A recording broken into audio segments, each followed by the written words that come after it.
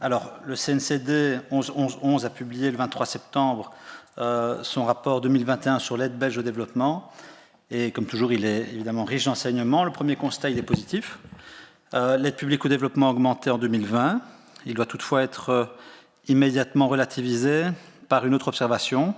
Équivalent à 0,46% de notre revenu national brut, elle est toujours très éloignée de l'objectif international de 0,7 établi en 1970 par les Nations Unies. Et la Belgique se situe en dessous de la moyenne mondiale, au-dessus de la moyenne mondiale, pardon, mais en dessous de la moyenne européenne, avec des voisins qui font tous mieux que nous.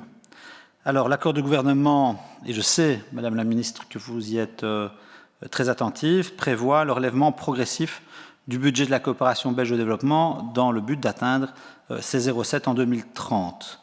Alors, les discussions budgétaires ont évidemment commencé et il est important de rappeler à quel point notre famille politique commune, Madame la Ministre, est attachée à cet engagement.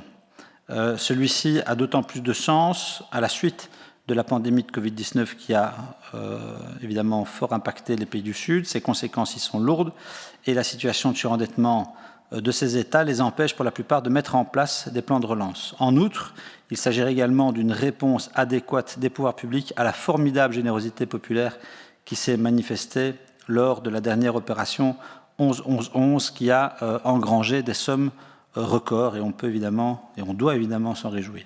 Alors mes questions sont les suivantes. Allez-vous adopter une trajectoire contraignante d'augmentation à l'aide publique au développement? Et si c'est le cas, pouvez-vous nous présenter cette trajectoire? Et deuxièmement, une augmentation de l'enveloppe budgétaire des acteurs de la coopération non gouvernementale est-elle prévue? Merci pour la réponse.